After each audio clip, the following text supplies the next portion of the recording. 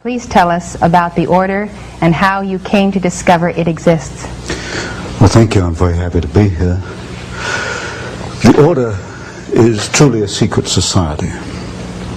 It was founded in the United States at Yale University in 1833. It has continued and exists down to the present day. Each year, the order takes in 15 men, senior students from Yale University. Never more than 15, only once has it been less than 15. In 1946, they took in, I think, 10 rather than 15 members. So what we have is a secret society which, over the last 150 years, has accumulated about 2,500 members, of whom perhaps 500 are alive today. Of this 500, perhaps 100 are actively in pursuit of the objectives of the order. It's not another college fraternal society. Yale University is the only university in the United States, or indeed the world, which has senior societies. These are societies where the 15 are selected in the junior year and actually are initiated at the beginning of the senior year. They stay on campus only 1 year as members. They are called knights. When they graduate, they leave the university, they go out into the world, then they're known as patriarchs. So at any one time you only have 15 knights in existence, and for the rest of their lives they're known as patriarchs, and they work during their lifetime, or a number do, towards the ends of the order. They are pretty much guaranteed success. Certainly they're guaranteed financial success. And in my reading of the material I have, I infer that so long as they go along with the purposes of the order, so long as they gear their careers and their lives towards certain ends, then they are guaranteed success. How did I come to this knowledge? Well, up to 6 months ago, I denied that there was a conspiracy, because frankly I couldn't prove one. I suspected a conspiracy, but I couldn't prove there was one until 6 months ago. Well, a little before 6 months ago, I received the catalog, which is the membership list of the society, all the way back to 1833, and I received some of their internal documents, enough for me to put together the way they correspond with each other, the operations within the order, to some extent their problems, and to some extent their objectives. Now this is the book, An Introduction to the Order, by Antony C. Sutton. It has a skull and bones on the front and 322. The 322 is an identification. The order has a temple on the Yale campus. A temple? A temple, yes. It's a building maybe this 50, 60 feet by 40 feet, maybe 40 feet high. There's no windows, 2 big steel doors.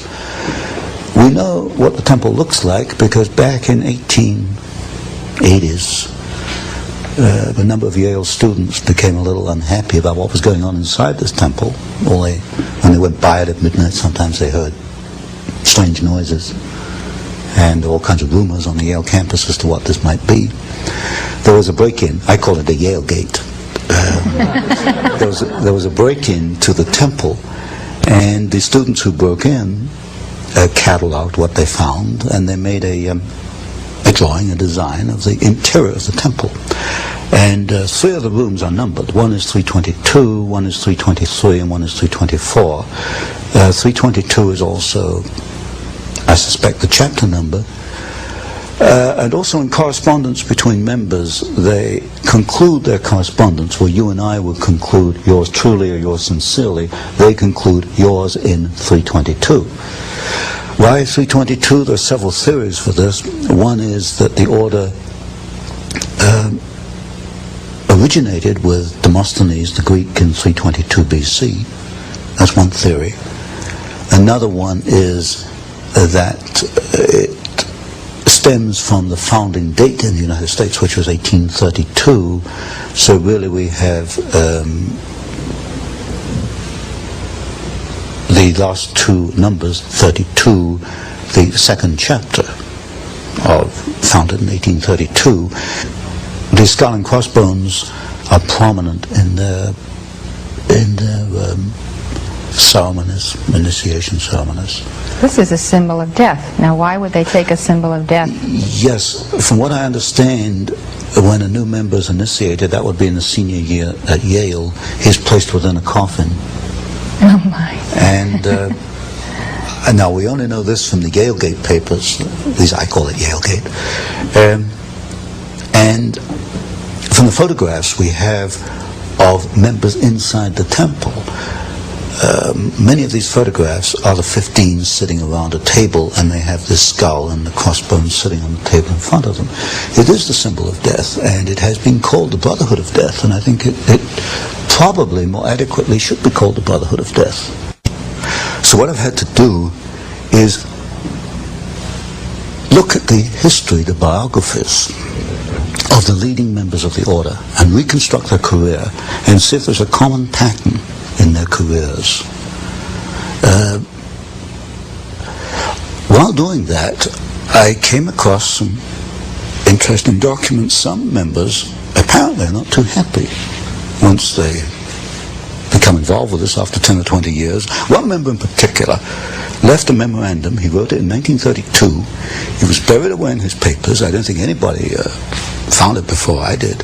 And it was a 6-page memorandum on the order, naming some of the members, and said it was the most sordid thing ever happened in the history of man. So, but to come back to my point, I have to reconstruct the objectives. What are the objectives? In the words of one member, might is right. If you have the power, you use it to achieve your objectives. What is the objective? As you look at the histories of individual members, it can only be one thing: to acquire power, to keep power, to use power for their own purposes. That year, that senior year, selects the next group from the junior class. Within the order, each group of 15 are known as clubs. I call them cells because they're very close to the Jacobin cell, the revolutionary cells, but internally they refer to them as clubs. Each club has an identifying number.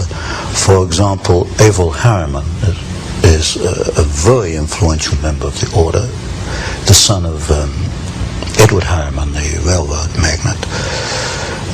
Harriman was initiated in 1913. His club number is D111.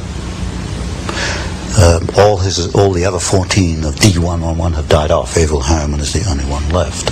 To come to the other part of your question, who are some of the significant members? Today, 2 men stand out. One is Averell Harriman, who is the chief financial angel of the Democratic Party. The other is Vice President George Herbert Walker Bush. The Bush family is quite prominent within the order. Now, if you go back in history a little, you'll find that George Bush's father, Prescott Sheldon Bush, was also a member of the order. He was a member of Brown Brothers Harriman, which is the Harriman private banking company. So today you've got 2 men who are supposedly in politics in opposition, Bush and Harriman, actually the members of the same secret society. And Bush's father was not only a member, he was a partner in what was then Harriman and Company, which later became Brown Brothers Harriman. So behind the scenes, and this is something you don't see until you investigate it, people who appear to be in opposition politically or financially or industrially or in many ways are working together. Other members might be William Buckley. Now, William Buckley became a member in 1949, but the preceding class to that was Bush, 1848. So you get Bush was amongst the 15 who selected Buckley, and Buckley's club, that 15, was the 15 that selected, for example, one of the new members for 50 was the Reverend Sloane Coffin Jr. The Reverend Sloane Coffin Jr. at Yale was at the core of the anti-Vietnamese war disturbances on Yale campus. This is typical. You'll find that men in the same society will take opposite positions in public. So you've got William Buckley, whom I call a House Conservatism member, but so is a man, for example, called Edwin Burt, who has a string of communist affiliations, which is about that long. And we'll get into this later. The method they use is that of the Hegelian dialectic. Thesis played against antithesis leads to a synthesis. In other words, for Hegel, for history to make progress, you have to have conflict. And when you look at the key people in the order, you will find that they generate conflict. So Bush and Harriman politically are conflicting. Coffin and Buckley, although part of the same order, are in public conflicting with one another because conflict leads to the new synthesis. Other prominent members, one of the most prominent was Howard William Taft, the only man to be both President and Chief Justice of the United States. The Taft family founded the order in the United States. There have been 8 members, 8 Taft family members within the order. Taft was probably the most prominent member around the turn of the century, 1910, 1920. Stimson, who was Secretary of War under Taft, then Secretary of State under Hoover, Secretary of War under Roosevelt. In other words, at that level, politics disappears, and people often wonder, why does a Democrat join a Republican administration? If you check back, you'll find often is not as a member of the order. So key people would be people like Taft, Stimson, Archibald MacLeish, who wrote the Constitution for UNESCO, also Librarian of Congress, the Bush family, the Walker family, and above all today, if there's a godfather in the order, it's Averell Harriman. Exactly what causes does the order espouse, and why are these divergent to those of our founding fathers? Well, the causes one can only deduce at this point from the operations of these men as individuals and working together. They want to acquire power above all. Power Political to do what? power. As you look at their actions, the political power is to bring about what they call a new world order, which is a one world. But they use the Hegelian techniques, and we know enough about Hegel to know that not only does this mean the dialectic process, the creation of conflict, but it also means that individuals such as you and I, or anybody watching this program, will be cogs in the state, that we have no individual rights. Our rights for Hegel, individual rights for Hegel, come about through obedience to the state. We see it in the educational process, which we'll probably talk about later, that we have adopted what I call a Hegelian system of education, which is not to bring out your innate talents, but to prepare you to be an individual cog in the state. Now, are you saying the members of the order believe this, and this is a part of their worldview? I would say that there is a minority within the order that does believe it. There's one thing I've learned in looking at the papers, that they're not all active. Maybe at any one time only 20% are active. Undoubtedly, the 20% that are active have this goal. If you look at Taft's great work, although as a president he hasn't accounted for very much in the literature, Taft's great work was to bring about the world court, international law. International law in a world court will be essential in a new world order. If you take, for example, the career of Bush, Vice President Bush, when he was ambassador to the United Nations, he helped a process called Mondialization, which was a process by which an individual American city would adopt United Nations stature. In other words, it's a diminution, a dilution of U.S. sovereignty. So if you look at these individuals, Stimson is another very good example. Averell Harriman, certainly, in the way he's financed the Soviet Union, has worked towards the build-up of the Soviet Union. If you look at these individuals and ask what is the common pattern is the creation of a one world. Now, supposedly, these people believe that they are great benefactors of our society, the wise men, those who are especially endowed to rule, and who also believe that the best interests of America happen to be their own best interests as well. I have never seen anything in their literature which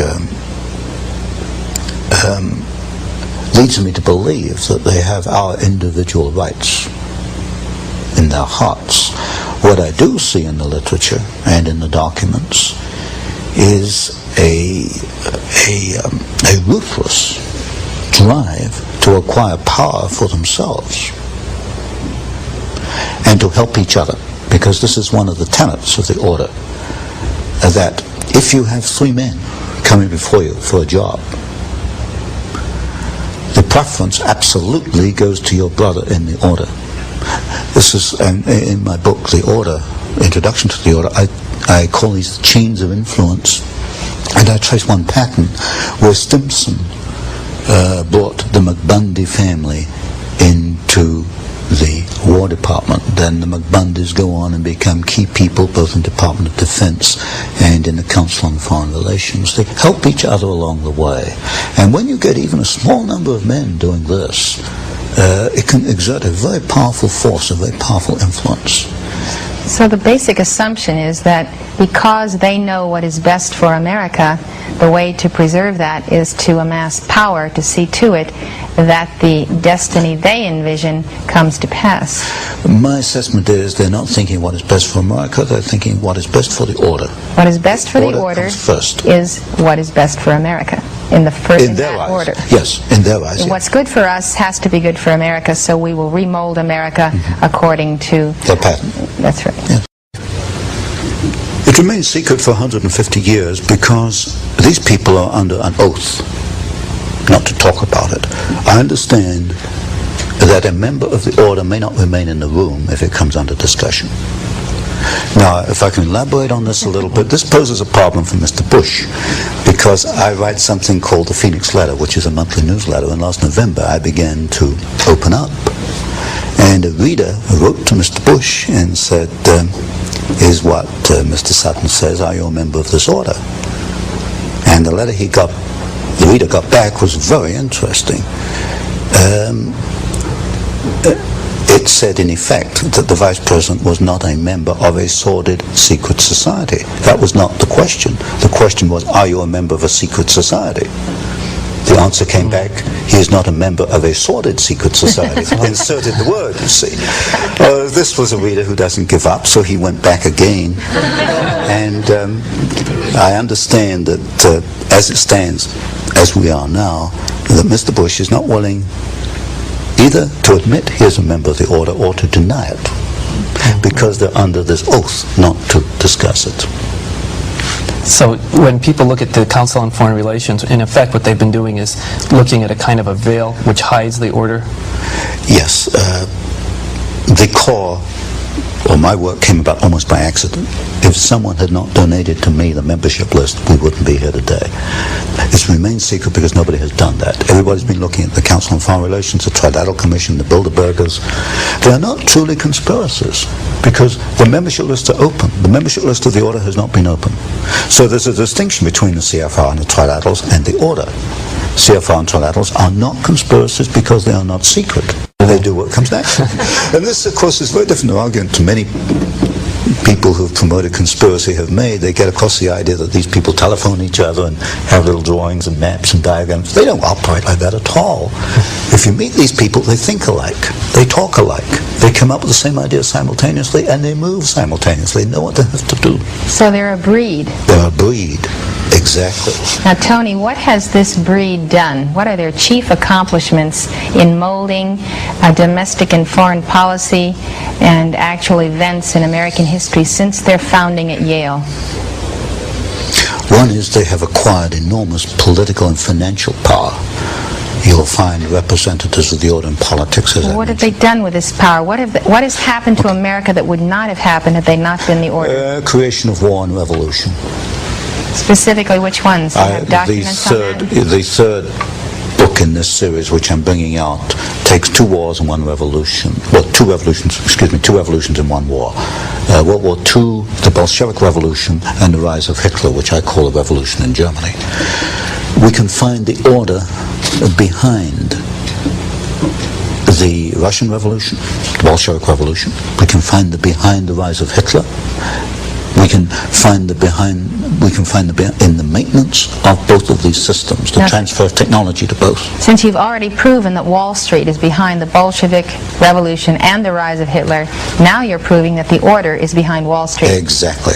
Now, who's the key figure in the order or figures that mold Wall Street? In order of dominance, Averell Harriman, partner in Brown Brothers Harriman. Stanley of Morgan Stanley. It used to be J.P. Morgan, then it became Morgan Stanley. Those two are the key. Now, what did the order want to accomplish in the Bolshevik Revolution? You create opposing forces which you place in conflict. Out of conflict, you've got profit. You've got political power. And you can direct history. And if you look at the writings, for example, of the Trilateral Commission, they talk openly in the Trilateral Commission about managing conflicts, not solving conflicts, but managing conflicts. Conflict management. That's the cry. So they got the profit, the power, and the management. Mm-hmm. Where do they want to steer history through the Bolshevik Revolution? They wanted to set up, and they did, two opposing forces. Out of that came World War II. There were logical steps in the process. They used the same bank, Guaranty Trust Company, as the conduit for the financing of Hitler, and also as a conduit for financing, and also the early days of the Russian Revolution. In fact, in Russia, Soviet Russia in 1923, a vice president of Guaranty Trust Company was the foreign director of the Roscombank, which was the first Soviet overseas bank that was set up. They were that close in those days. You'll get a very close relationship between the early Hitler days and members of the order, which is in the third book. I think the order has been at war with the United States in general since 1833. There's no question about that when you look at their individual actions. And that is because if the flower of the United States, the flower of freedom, was to become what its potential was, their very elite positions would not have a stronghold. Exactly. The greatest single threat to this breed that has antedated Christ is the nation that has itself founded upon a constitution that absolutely guarantees the rise of the individual. This is one of the problems. They cannot live with the Bill of Rights. In fact, this is why when Archibald MacLeish, a member of the order, wrote the Constitution for UNESCO, it was built into there that UNESCO would gradually try to erode press freedoms. In the Trilateral Commission, you'll find the same criticism: too much freedom of the press. There's just too much freedom for these people. They can't live with the Constitution. They tried to change the Constitution through the Fund for the Republic down here in Santa Barbara. They've not been successful yet, but they realize that there are roadblocks they've got to overcome to achieve what they want. The most unfortunate thing to me is that when the people have coming at them from all directions this momentum of the order, they turn and espouse the order, or they let these people, or have in the past, become their idols, accept that they are an elite, accept that fact that they are superior, accept the projection from them to the people that they're superior. Yes. And today you will find people agreeing with the limitation of freedom in various sectors of this country for various purposes. That's a very unfortunate part of our society, that too many people are willing to abandon freedom for security, or what they see as security. You can get security in a Siberian gulag, but you can get freedom in Hitler's concentration camp. But too many people are willing to give up freedom for security. Too many people are willing to look at these people as miniature gods.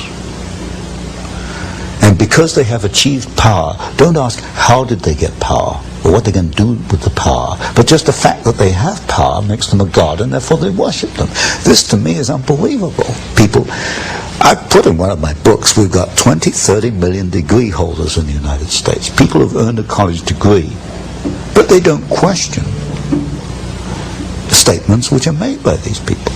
Well, it's an amazing thing that people, educated people, can accept that the interference with private property rights, or with the press, or public assembly, or religion, free speech, the interference with that can somehow be necessary to the continuity of the republic, or the security of the nation. It's ridiculous. I can't answer for these people. All I hope is that they will examine their own consciences and their own mind. Well, Tony, I think that in conclusion, it's very important that we understand how you develop in your third book, which is about to come out, the development of conflict to produce war or peace at their choosing, and how that has worked, let's say, in Vietnam, or in the situations that are occurring today in the Middle East, where there is great conflict. How is the order managing the conflict we see on the globe today? Well, it's, as I mentioned before, basically it is using the Hegelian dialectic. You establish one side, then you establish the other side, then you bring them into conflict, then you manage that conflict. So you establish Soviet Union, you establish Hitler, you bring them into conflict, World War II.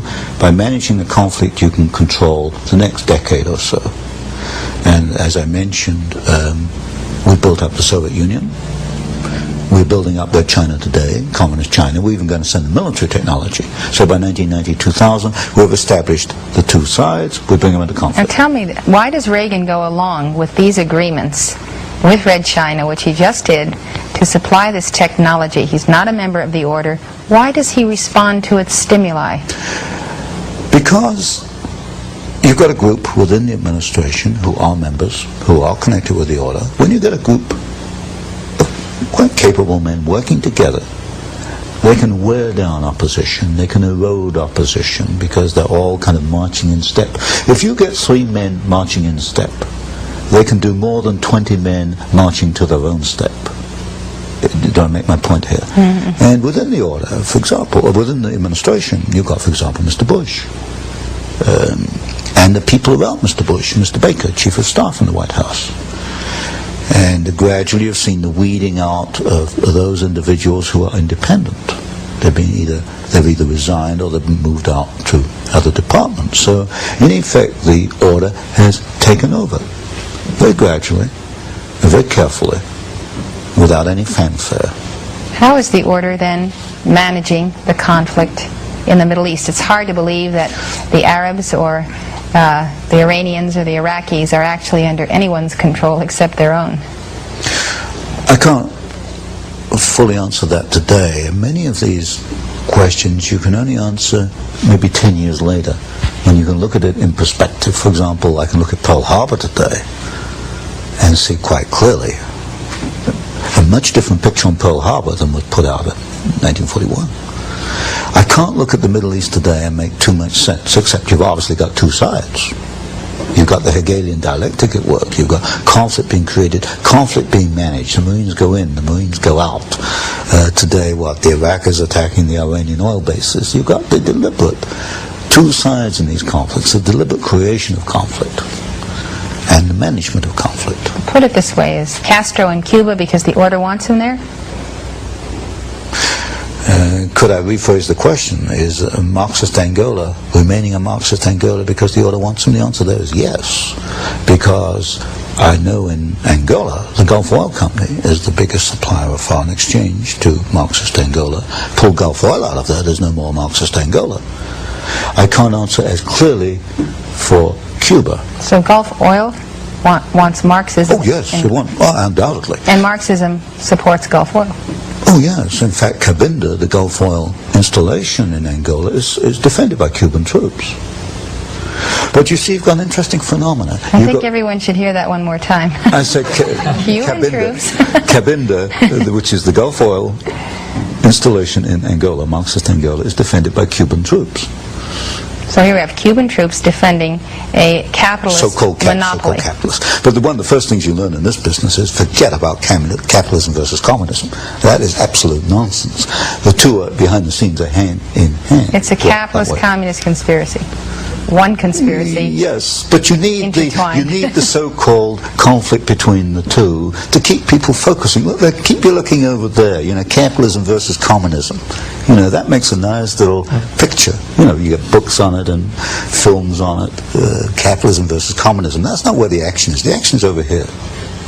Well, what's the greatest single threat to the United States in terms of Central America, Nicaragua, El Salvador, the government of Mexico, that we need to be aware of in terms of an understanding that it is the order that is arranging things that are very detrimental to the future of this country? Well, there you have a complex picture. Because it's not only a Marxist movement, it's also a rebellion against poverty, and there's bitter poverty down there, as we all know. I had to go across the border into Mexico to realize that. You have the intervention of certain religious groups, the Maryknoll Sisters, the Jesuits. There's another conflicting factor down there. You have, for example, in Panama, where the Panama Canal was handed back to Panama, and there's a story behind that which involves the debts that Panama owed to the United States and the functions of Marine Midland Bank, and of course Sol Leiner was director of Marine Midland, was a negotiator down there. You've got a very complex picture in Central America. What it is the creation of turmoil. Out of it, we will either get bogged down in another war, or we'll get a series of Marxist states. But what we're heading into, I think, is an era where the order is willing to back some Marxist states but not others. It will back Marxist Angola. It tried to back Nicaragua for a while. It would not back Grenada. In other words, we're getting to a situation where there are good and bad